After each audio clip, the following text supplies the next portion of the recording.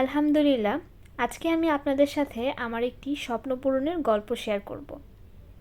Freedom sanitary napkin থেকে campaign ছেড়েছিল scooty নাকি গোল্ড। কিছু প্রশ্নের উত্তর দিয়ে আমি সারা বাংলাদেশ থেকে স্কুটি উইনার হিসেবে বিজয়ী হয়েছি। তো স্কুটিটা হ্যান্ডওভারের দিনে কি করেছিলাম সেটা নিয়ে থাকছে আজকের। আমি কখনোই ভাবি নাই যে আমার নাম এরকম পেপারে আসবে, তাও কোনো উইনার হিসেবে। দেখতেই ভালো লাগছে। প্রসেসিংটা 2 থেকে 3 মাসের মধ্যে ছিল। এই 2-3 মাস আগে কখনো ভাবিনি যে এটা সত্যি সত্যি পাবো।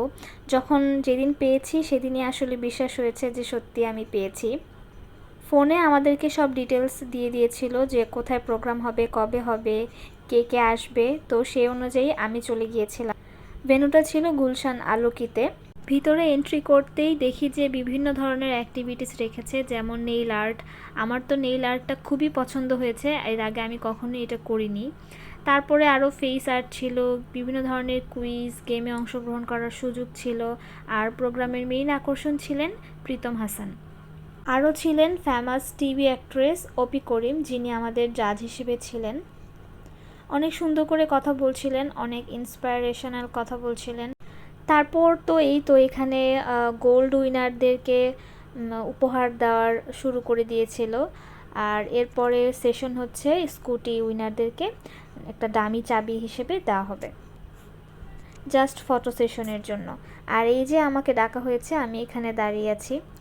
এখানে কিছু টেকনিক্যাল ইস্যুস তৈরি হয়েছিল, যে কারণে পিছনে বড় স্ক্রিনে আমার নাম আর ছবিটা আসেনি। সেটার জন্য একটু আপসেট ছিলাম। ইটস ওকে, সব কিছু সুন্দরভাবে হতে হবে এমন কোনো কথা নাই। এখানে সবাইকে যখন চাবি দেওয়া হচ্ছিল, তারপরে আমার টাইমই যখন আসে তখনই চাবি শেষ হয়ে গিয়েছিল। তারপর পেছন থেকে আবার আরেকটা চাবি, মানে ডামি চাবি এনে তারপর আমার সাথে আবার ফটো সেশন করা হয়। This was very awkward situation at that moment, specially in front of lots of camera.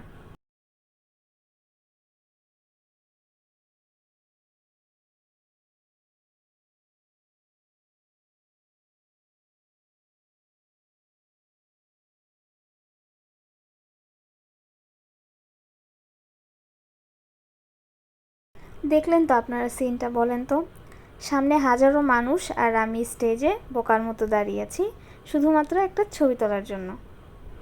না, জাস্ট কিডিং, একটা ছবি তোলার জন্য না। আমি চেয়েছিলাম ওখান থেকে চলে আসতে, ভেবেছিলাম চাবি শেষ, বাট ওনারা সামহাও পিছন থেকে ম্যানেজ করে এসে আমাকে আবার ছবি তোলার জন্য রিকোয়েস্ট করলেন। আমাদের এই সেশনটা একটু ফাস্ট ব্যাচ হিসেবে ছিল, তাই এরকম মিস আন্ডারস্ট্যান্ডিং বা মিসকমিউনিকেশন হয়েছিল। পরবর্তীতে এই সমস্যাটা আর হয় নাই।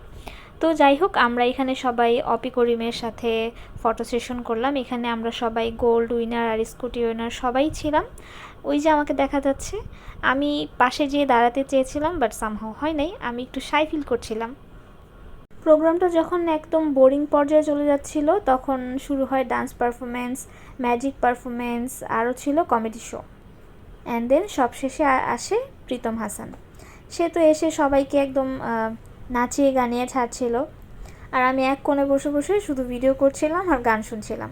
রাত 8টা-9টা বেজেছিল প্রোগ্রাম শেষ হতে হতে। শেষের পথে স্কুলটা একটু দেখে গেলাম। আর এটা হচ্ছে রাতের ভিউটা, খুব সুন্দর করে সাজিয়েছিল, বৃষ্টি পড়ছিল।